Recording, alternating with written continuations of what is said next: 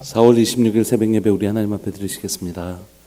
고마우신 하나님 아버지 감사합니다. 지난밤에 참 많은 비가 내렸음에도 또 이 새벽에 우리가 함께 모여 예배할 수 있게 해주셔서 감사합니다. 아직은 코로나 확진자들이 많이 나오고 있는 상황이지만 하나님 거리두기도 해제되어지고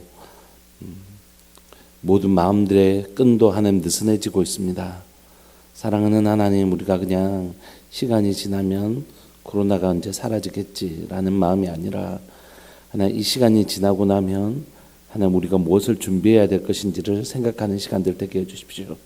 교회와 성도가 이 시간이 지나면 하나님 이 시간들을 통하여 교회가 성도가 무엇을 준비해야 되는지 잘 하나님께 질문하게 하여 주시고 하나님 말씀하실 때 그 말씀에 순종해서 잘 준비하는 교회 될 수 있도록 은혜 내려 주옵소서. 오늘 또 우리가 말씀 또 기도 우리의 삶을 신앙 위에 놓으려고 몸부림치는 사랑 우리들 교회 믿음의 식구들 가운데 주님 함께하여 주시고 하나님 말씀 위에 세운 집 절대 무너지지 않는 것처럼 사랑 우리들 교회가 하나님 그 가정들과 그 신앙을 반석 위에 세우는 교회 되게 하여 주셔서 절대 흔들리지 아니하는 신수성가의 복을 누리게 하여 주옵소서. 사랑하는 예수님의 이름으로 감사하며 기도합니다. 아멘. 우리 찬송가 273장 함께 찬양 들으실까요?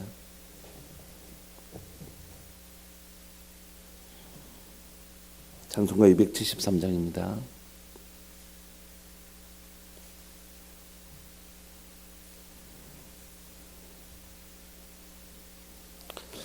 나 주를 멀리 떠났다 이제 옵니다. 나 죄의 길에 시달려 주여 옵니다. 나 이제 왔으니 내 집을 찾아 주여 나를 받으사 맞아주소서. 그 귀한 세월 보내고 이제 옵니다. 나 뉘우치는 눈물로 주여 옵니다.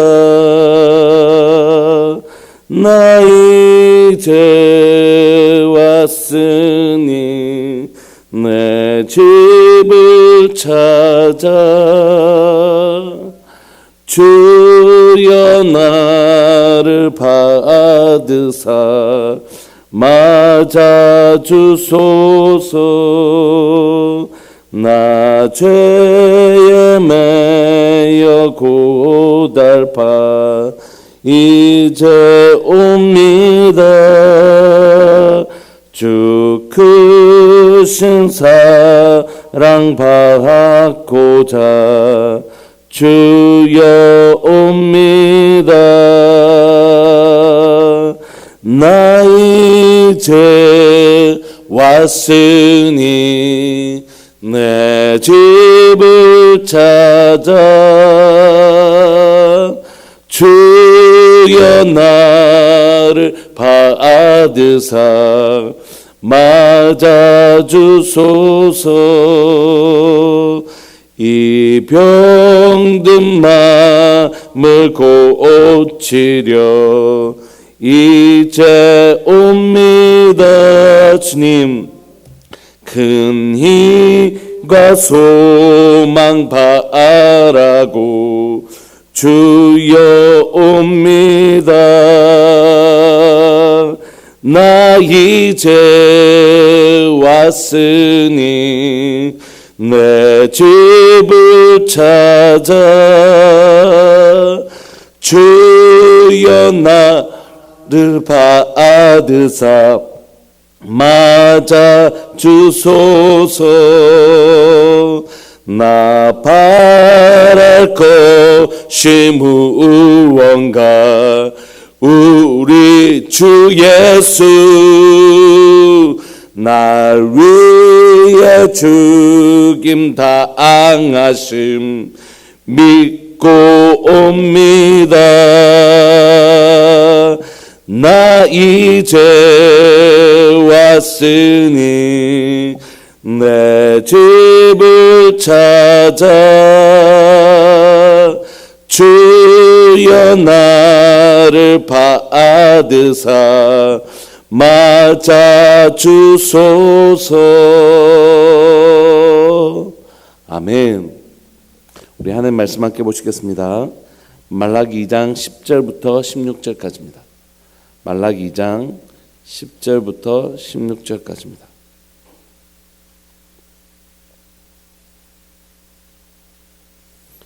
말라기 2장 10절부터 16절까지 우리 한 목소리를 읽으시겠습니다. 시작. 우리는 한 아버지를 가지지 아니하였느냐? 한 하나님께서 지으신 바가 아니냐? 어찌하여 우리 각 사람이 자기 형제에게 거짓을 행하여 우리 조상들의 언약을 욕되게 하느냐?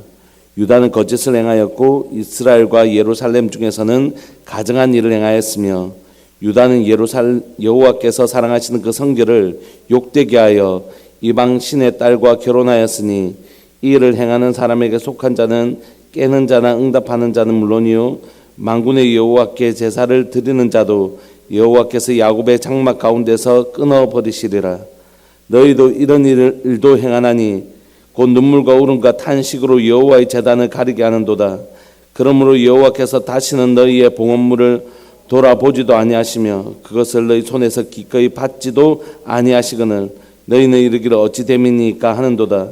이는 너와 내가 어려서 맞이한 아내 사이에 여호와께서 증인이 되시기 때문이라. 그는 내 짝이요 너와 서약한 아내로되 내가 그에게 거짓을 행하였도다. 그에게는 영이 충만하였으나 오직 하나를 만들지 아니하셨느냐? 어찌하여 하나만 만드셨느냐? 이는 경건한 자손을 얻고자 하심이라. 그러므로 내 심령을 삼가 지켜 어려서 맞이한 아내에게 거짓을 행하지 말지니라. 이스라엘의 하나님 여호와가 이르노니 나는 이혼하는 것과 옷으로 학대를 가리는 자를 미워하노라. 만군의 여호와의 말이니라. 그러므로 너희 심령을 삼가 지켜 거짓을 행하지 말지니라. 아멘. 말라기는 우리가 잘 아는 것처럼 구약 성경의 마지막입니다. 그리고 구약 성경 중에 가장 마지막 시간에 쓰여졌습니다. 페르시아에서 돌아온 후에 페르시아에서 돌아온 이스라엘 백성들이 성전을 짓고 에스라를 통하여 개혁 정책을 했지만 그들 삶들 가운데 계속해서 시간이 지나면서 그들 사이에 하나님의 말씀이 약하여지고 하나님도 더 이상 우리 가운데 뭐 특별한 역사도 안 일어나는 것 같고 그러니까 자기의 신앙을 타협하기 시작했습니다. 그 타협의 첫 출발점 누구였냐면 제사장들이었습니다. 한 공동체 이스라엘이라는 신앙 공동체가 무너지는 데는 첫 번째 제사장들의 타락이 있었어요. 한 신앙 공동체가 무너지는 데는 반드시 그 리더십들의 책임들이 있는 것입니다. 부인할 수 없는 것이에요. 그 가정이 무너질 때는 그 가정에 부모에게 책임이 있는 것이에요. 그렇기 때문에 책임 있는 자리에 있는 것이죠. 제사장들이 범한 죄악은 뭐였습니까? 하나님을 두려워하는 의식이 없었다는 거죠. 여기 하나님이 계신데 어떻게 이런 짓을 할 수 있지? 하나님이 계신데 어떻게 이런 행동까지 할 수 있지? 하는 모습들을 우리가 보았죠. 어떤 것이죠? 백성들이 하나님 앞에 흠없는 재물을 가져오더라도 그것을 자기 소유로 삼고 자기 집에 있는 흠 있는 것으로 대신해서 드리고, 그러니까 하나님 앞에 드리는 재물을 자기가 착복하는 것을 통하여 그러니까 하나님이 계심에도 불구하고 하나님을 경외하는 의식이, 하나님을 두려워하는 의식이 그들에게 전혀 없었던 것이죠. 그들이 제사를 드리는 유일한 이유는 뭐였습니까? 그 재물을 자기가 얻을 수 있으니까. 그러니까 그 제사를 통하여 자신의 유익을 추구하는, 그렇게 살았던 제사장들의 타락. 그 제사장들의 타락은 자신만 타락한 것이 아니라 어떤 형태로 또 타락했냐면 자신이 하나님 앞에서 제사장으로서 정말 하나님을 경외하는 의식이 없었을 뿐만이 아니라 또 이 제사장의 또 다른 타락은 뭐냐면 하나님의 백성들에게 말씀을 가르쳐야 되는데 말씀을 가르치지 아니하는 죄악이다. 그들에게 하나님은 이런 분이시다.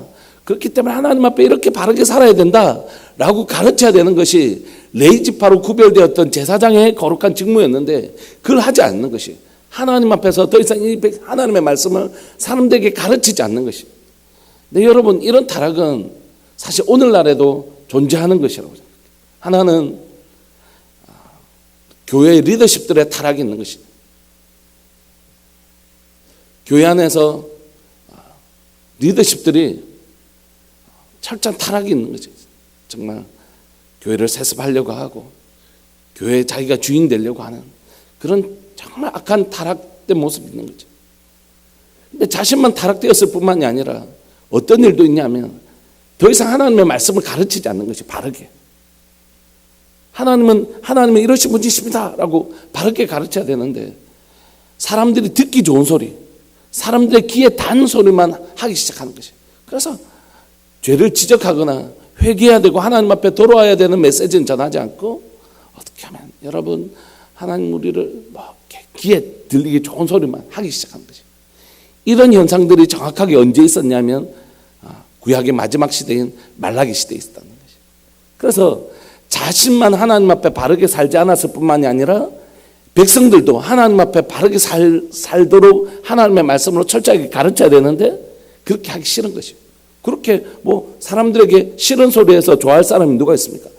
죄를 지적하고 그 길로부터 돌이켜야 된다. 이게 그 사람을 살리는 길임에도 불구하고 그렇게 말하는 걸 듣기를 좋아하는 사람이 누가 있겠어요? 진짜 가난한 심령을 가진, 진짜 하나님의 준비된 심령을 가진 사람들 빼고는 그 싫거든요.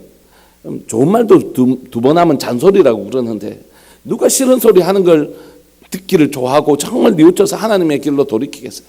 그러니까 그거 싫어하는 거 뻔히 아니니까 이 제사장들이 그렇게 하지 않았던 것이죠. 그 결과가 이제 오늘 읽었던 말라기 2장 10절부터 16절까지 나타나는 것입니다. 그러니까 이건 오늘 이전까지는 제사장의 타락의 모습을 기록하고 있다면 오늘 우리가 살펴보는 10절부터 16절까지는 백성들의 타락을 기록하고 있는데 이 백성들의 타락은 백성들의 잘못이죠. 자신이 이렇게 타락한 것에 대한 책임을 면피할 수 없습니다. 그럼에도 불구하고 이 타락은 어디로부터 흘러 들어왔다고요? 제사장의 타락으로부터 흘러 들어왔다는 것을 부인할 수 없는 것이죠. 10절에 우리는 한 아버지를 가지지 아니하였느냐, 한 하나님께서 지신 바가 아니냐, 어찌하여 우리 각 사람이 자기 형제에게 거짓을 행하여 우리 조상들의 언약을 욕되게 하느냐 하는 게 아니라 욕되게 하는 것이라고 하느냐, 이렇게 얘기하면 훨씬 더 이해하기가 쉬울 것 같습니다. 무슨 얘기냐면 이 백성들이 이렇게 자신이 이방에 있는 여자들을 취해서 결혼을 했거든요. 그러면서 뭐라고 변명하냐면 이방 사람들의 결국 올라가면 누구죠? 아담 아니냐 결국. 우리의 조상도 아담이고 저 이방인의 조상도 결국 올라가면 아담 아니냐. 그러니까 그 아담이 하나님과 결국 다 하나님이 똑같은 우리 아버지다. 하나님께서 이방 여자들을 아내로 삼지 말고 그 아내를 삼는 것을 통하여 우상이 들어오는 것을 허락지 말라고 하나님 분명히 말씀하셨음에도 불구하고 그들이 이방 여자들을 아내로 맞이하면서 그들이 내세운 변명은 뭐였냐면 결국 우리가 올라가면 다 똑같은 하나님 아니냐. 이방 사람들을 하나님 안 만드셨느냐. 결국 우리는 한 아버지를 가지지 아니하느냐. 한 하나님께서 지으신 바니까 아니냐. 그런데 이방 결국 다 똑같은 하나님이고 결국 똑같은 아버지신데 우리가 이방 여자와 결혼했다고 해서 어찌하여 우리 각 사람이 자기 형제에게 거짓을 행하고 우리 조상들의 언약을 욕되게 했다고 하느냐. 이렇게 변명하는 것입니다. 여러분 이 말이 맞는 말입니까?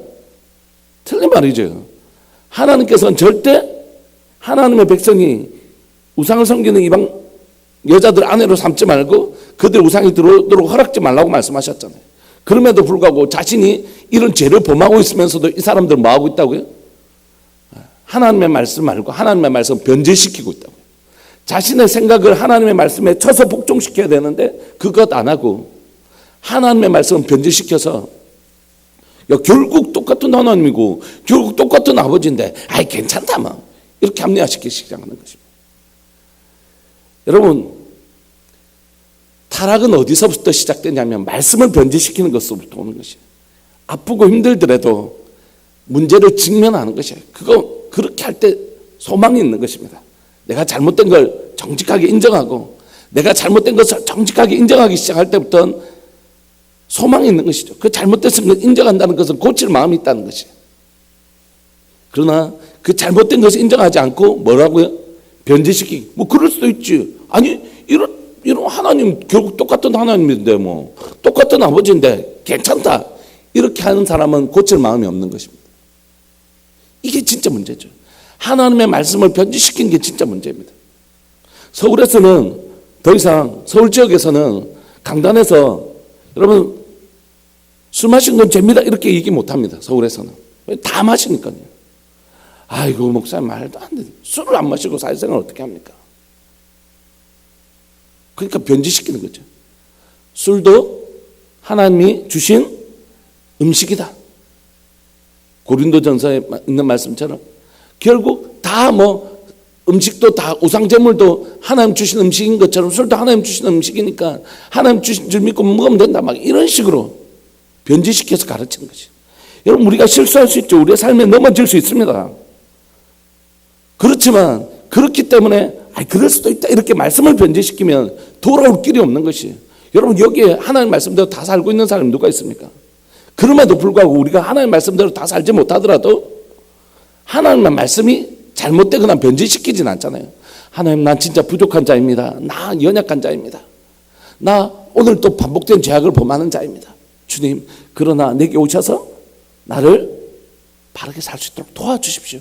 이게 우리의 태도잖아요. 여러분 세습을 하면서 세습이 잘못됐다고 하면 고칠 수 있지만 뭐 목사님 아들이라고 꼭 안 돼야 되는 법 있나? 공평해야지. 다른 사람처럼 목사님 아들들도 공평하게 그 교회를 할 수 있는지 똑같이 평등하게 되어져야지. 그러니까 목사님 아들이 준비가 잘 돼 있으면 목사님 아들도 세습할 수 있지. 이런 논리들은 어디서 나왔을까요? 똑같은 거예요. 똑같은 거. 오늘날 안에 하나님의 말씀 앞에 정말 두렵고 떨림으로 내 삶을 고쳐나갈 이 사람에게는 소망이 있지만 자신의 생각을 합리화시키기 위해서 말씀을 이렇게 교묘하게 변질시키면 소망이 없는 것이라. 말라기 시대는 안타깝게도 자기가 이방 여자를 만나 자기 아내를 내쫓고 이방 여자를 맞아서 아내를 맞이하면서도 이것이 잘못된 것을 인정하지 않고 어떻게 했다고요? 결국 올라가면 똑같은 하나님 아니고 이 이방 여자는 뭐 하나님 안 만드셨나? 우리 똑같은 하나님이다. 이렇게 변질시키고 있는 것입니다. 이런 거짓에 대하여 11절 하나님이 이렇게 말씀하십니다. 유다는 거짓을 행하였다. 이 거짓을 행하였다는 말은 뭐냐면 원어로 신의를 저버렸다. 신의를 저버렸다는 건 뭐냐면 지금 이방 여자를 아내로 맞이한 것은 세 가지 면에서 죄인데 첫 번째 자신의 아내에게 죄를 지었다는 것입니다. 자신은 우리가 결혼할 때 이렇게 얘기하잖아요. 어떻게 해요? 머리가 팥뿌리가 될 때까지 당신만 사랑하겠다는 인간에 대한 신실한 약속, 내가 당신만 사랑하겠다는 이 약속을 한 인간에게, 한 여인에게 한 약속을 잊어버렸다는 거죠. 그러니까 지금 이 유다 지역에 남아있는 이 지금 이스라엘 백성들이 한 일은 뭐라고요? 그냥 총각 시절에 이방 여자를 아내로 만든 것도 너무 심각한 죄인데 지금 대부분 이 사람들이 하고 있는 짓은 뭐냐면 이스라엘 아내를 맞이했다가 이스라엘 아내를 쫓아내고 이방 여자가 너무 좋은 거예요. 이쁘고 젊고. 그러니까 그 이방 여자를 자기 아내로 지금 삼고 있는 모습이거든요. 그러니까 이건 첫 번째로 인간에 대한 신의, 내가 당신만을 사랑하겠다는 그 아내에 대한 신의를 잃어버린 것이 첫 번째 죄이고, 두 번째, 이건 한 개인에 대한 죄일 뿐만이 아니라 이스라엘과 예루살렘 중에서는 가증한 일을 행하였다는 것이에요. 여러분 이 일을 행한 건 여러분 한 개인의 잘못으로 치부할 수 없습니다. 그 잘못은 그 공동체에게 영향을 끼치는 것이다. 그 사람이 그 아내를 버린 것은 아내에 대한 제약뿐만이 아니라 그 가족이 그렇게 무너지기 시작하면 옆에 있는 사람은 와, 이방 여자 진짜 예쁜 여자 또 아내를 맞았는데 나도 그러고 싶다 하면서 그 공동체가 그렇게 타락하게 만드는 죄의 시발점이 된다는 것이에요. 누룩이 여기 있으면 퍼지는 것처럼 그 죄악은 한 개인의 그 아내에게 죄가 되었을 뿐만이 아니라 그 공동체를 타락시키는 죄가 된다는 것입니다. 뿐만 아니라 이 죄는 한 개인에게 그 아내에게 그 공동체에게 죄를 범했을 뿐만이 아니라 누구에게 죄가 될까요? 하나님께. 유다는 여호와께서 사랑하시는 그 성결을 욕되게 하여 이방 신의 딸과 결혼하였으니. 그러니까 그 딸은 그들이 말하기를 다 결국 하나님의 백성 아이가? 이렇게 얘기하는데, 결국 올라가면 하나님 아이가? 하나님이 이방 사람들도 만드는 거 아닌가? 이렇게 얘기하는데, 하나님 뭐라고 말씀하신다고요? 이방 신의 딸이라고 얘기하시는 것이죠. 그들과 결혼한 건 뭐라고요? 하나님이 성결하기를 원하시는, 그 공동체가 성결하기를 원하시는 하나님 앞에 범한 죄다, 이렇게 얘기하는 거죠.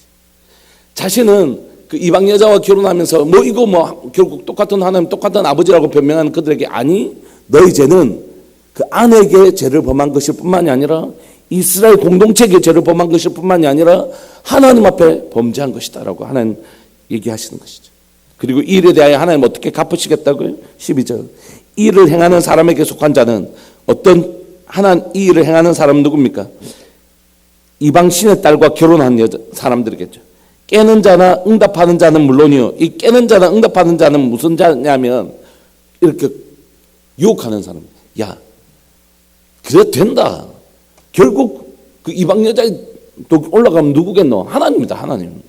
이 이방 여자도 결국 하나님이 만드셨다. 우리 결국 다 똑같은 하나님의 한 백성이고 한 자녀다. 이렇게 거짓말로 꿰는 자도 망할 것이고, 그 꿰매 속아 넘어가는 자도 함께 망한다는 것이에요. 너무너무 안타까운 것이죠. 우리가 신앙생활 20년, 30년 하고, 저도 여기 와서 벌써 5년째 진짜 우리가 하나님의 말씀을 열심히 공부하고 있는데, 우리 삶에 일어나는 일들을 진리로 판단할 수 있는 그 분별력이 없다는 건 진짜 부끄러운 일이고 답답한 일인 거지. 어떤 일이 일어났는데 이게 진리에 부합되는 것인지, 진리에 벗어난 일인지, 이를 어떤 식으로 처리하는 것이 진리에 관한 일인지, 이를 어떤 식으로 하는 것이 진리에 부합되지 않는 일인지를 분별하지 못할 정도로 어두워졌다면 너무 답답한 일이지. 그런데 이 말라기 시대는 그런 일이 일어났다는 것이에요. 꿰니까 이 말을 꿰는 자도 답답하지만 그 깨는 말에 맞네, 네 말이 맞다, 이렇게 하면서 이방 여자와 결혼하는 그 자도 함께 망하게 될 것이다, 이렇게 얘기하죠. 그런 사람이 만군의 여호와께서 제사를 드리는 자도 여호와께서 야곱의 장막 가운데 끊어버리시리라. 뭐라고요? 이방신을 섬기는 그런 여자, 하나님께서 절대 그렇게 하지 말라고 하신 그 여자를 아내로 삼는 건 뭐냐면 죄를 범하는 삶을 말하는 것이. 다시 말하면 교회 밖에서는 죄를 범하면서 교회 안에 와서 뭐 한다고요? 제사, 예배를 드리고 있는 것이죠. 그러니까 여러분, 저 한 번만 봐주시겠습니까? 오늘 이 말라기의 이 백성의 모습은 교회에 들어와서는 하나님 앞에 예배하는데 교회 밖에서는 하나님을 믿지 않는 사람처럼 사는 사람. 옛날에 막 썬데이 크리스찬 이런 말이 있었잖아요. 주일만 기독교인처럼 사는 거예요. 내가 그 예배 안 받는다. 내가 그 사람 끊어버리겠다 말씀이에요. 네가 아무리 내한테 예배 드려도 예배를 드리고 나가서 사는 삶이 하나님의 백성처럼 살지 않는 그런 우상을 섬기는 자와 똑같은 삶을 사는 것이라면 난 그 사람 아무리 내 앞에 예배 드려도 난 그거 끊어버리겠다, 이렇게 말씀하시는 거예요. 여러분, 종교적인 행위가 우리를 하나님의 사람으로 만들어주는 게 아닙니다. 우리가 하나님 앞에 예배 드리고 기도하는 일을 꼭 해야 됩니다. 그러나 더 중요한 건 그 예배를 통하여 하나님을 만난 사람은 그 힘을 입어 교회를 밖으로 나갔을 때 어떻게 살아야 될까요? 하나님 백성답게 내가 배운 말씀 붙들고 하나님 주신 은혜 붙들고 밖에 나가서 하나님의 백성답게, 그래서 우리의 믿는 바와 행하는 바가 하나 되도록, 교회 와서는 마치 하나님의 백성처럼 막 하나님 세상에 하나님 주인이십니다 이러놓고 밖에 나가서는 그냥 세상 사람들하고 똑같이 사는 거, 하나님은 그런 사람 내 백성 아니고 끊어버리겠다, 이렇게 말씀하시는 거죠. 13절, 너희가 이런 일도 행하나니 곧 눈물과 울음과 탄식으로 여호와의 제단을 가리게 하는도다. 그러므로 여호와께서는 다시는 너희의 봉헌물을 돌아보지도 아니하시며 그것을 너희 손에 기꺼이 받지도 아니하시거늘. 너희 제사 드려봐야 내 안 받겠다는 것이.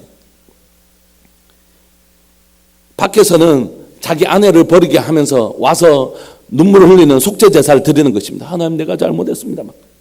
하나님, 밖에 나가서는 자기 아내를 버리고 이방신을 섬기는 막 그렇게 살면서 여기 와서는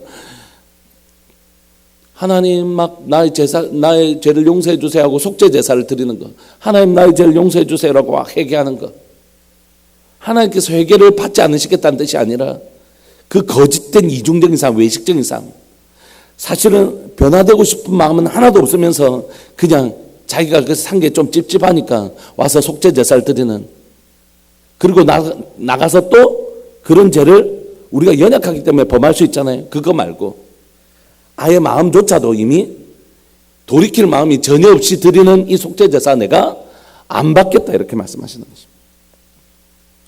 그러니까 이스라엘 백성들이 뭐라고 얘기하냐면 14절, 너희는 이르기를 어찌 됨이니까 하는도다. 이게 무슨 말입니까? 여러분, 히브리어는 딱 두 단어로 되어 있어요. 이게 뭐라고요? 이게 뭐라고요? 이렇게 말씀하시면 하나님 죄송합니다, 우리가 돌이키겠습니다, 이게 정상적인 태도잖아요.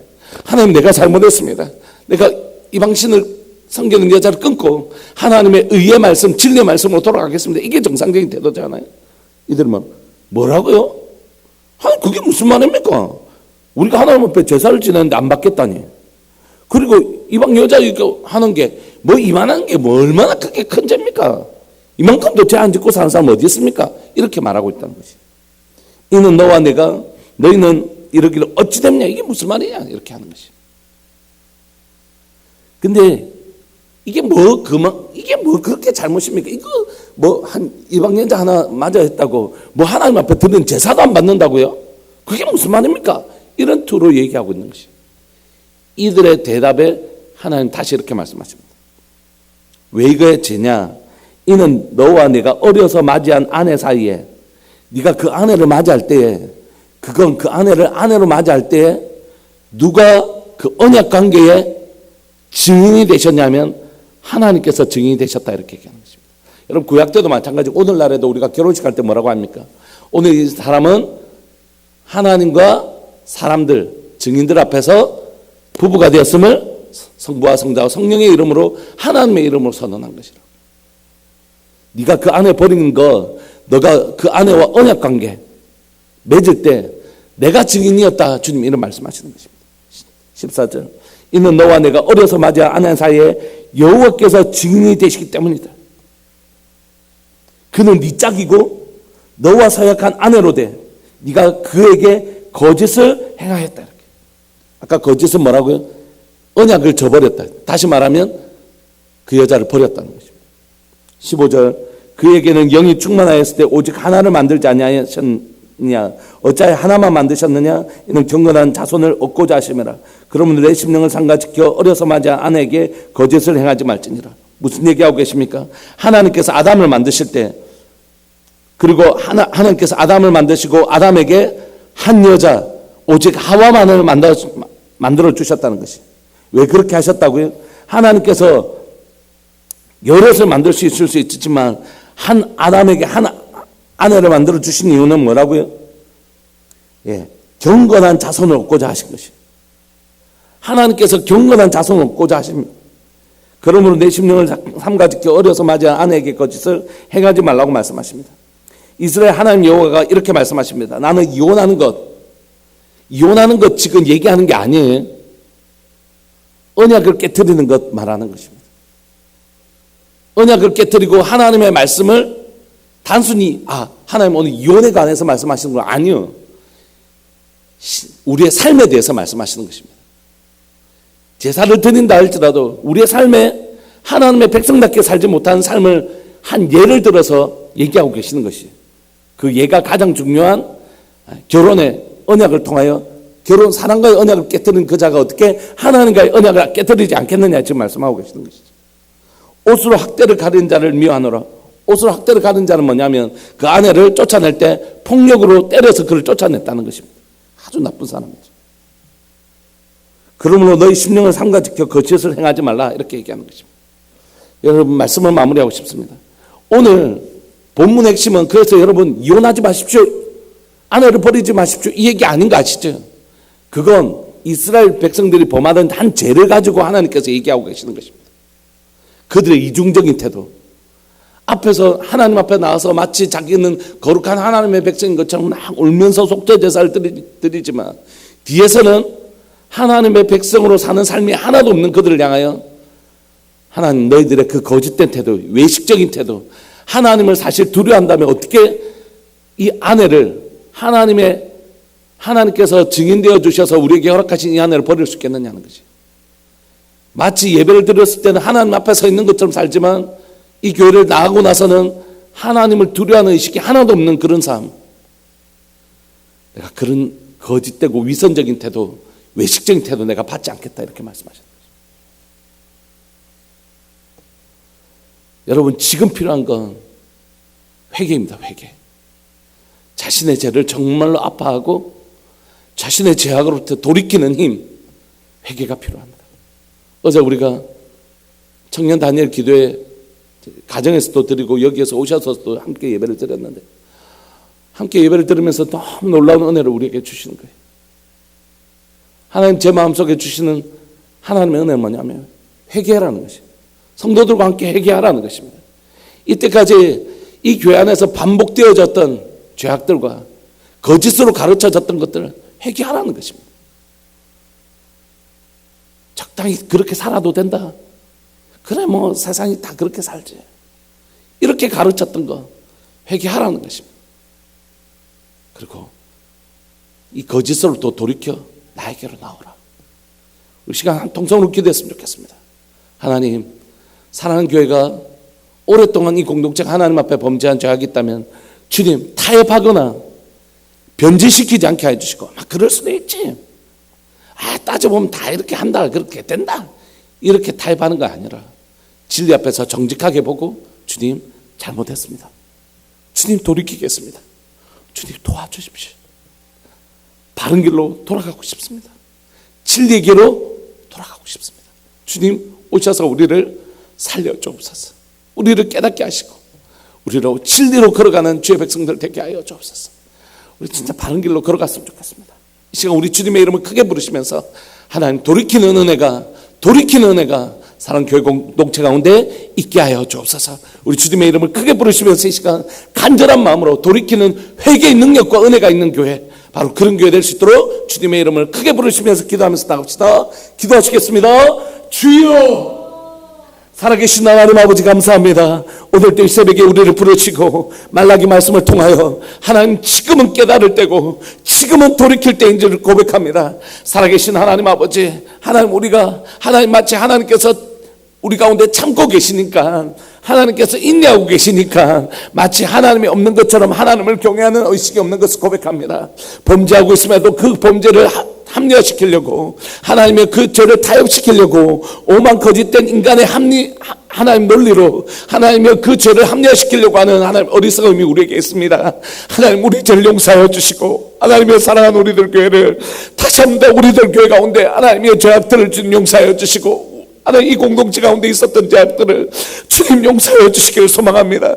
하나님 그 죄악들을 어떻게든지 숨기고 합리화시키기 위하여 하나님 타협하려고 했던 우리의 죄악을 용서하여 주시고, 그것을 괜찮다 하나님의 꼬드겼던 자나 그 유혹에 넘어갔던 자들 다 하나님께서 끊어버리겠다고 말씀하시는데, 하나님의 그런 하나님의 진노가 임하기 전에 하나님의 깨닫고 회개하는 역사가 사랑하는 교회 가운데 있게 하여 주시고, 믿음의 식구들 중에 한 사람도 잃어버리지 아니하는 은혜가 하나님 우리들 교회 가운데 일어나게 하여 주옵소서. 사랑하는 하나님, 이 공동체와 이 강단에서 회개의 거룩한 운동이 일어나게 하여 주시고 죄로부터 돌이키는 놀라운 역사가 일어날 수 있도록 주님 도와주옵소서. 사랑하는 교회 가운데 하나님의 은혜의 빛이 비추고 하나님의 진리의 빛이 비춰서 내 삶 가운데 그동안 살았던 하나님의 죄악의 모습이 무엇인지, 내 가운데 그동안 합리화시키고 타협하면서 살았던 그 죄의 모양이 어떤 것인지 하나님 앞에 정직하게 꺼내놓고 하나님의 은혜를 구하는 자들이 이곳에 일어나게 하여 주옵소서. 주님, 나는 죄인입니다. 그러나 이 죄로부터 돌이킬 힘이 내 가운데 없음을 고백합니다.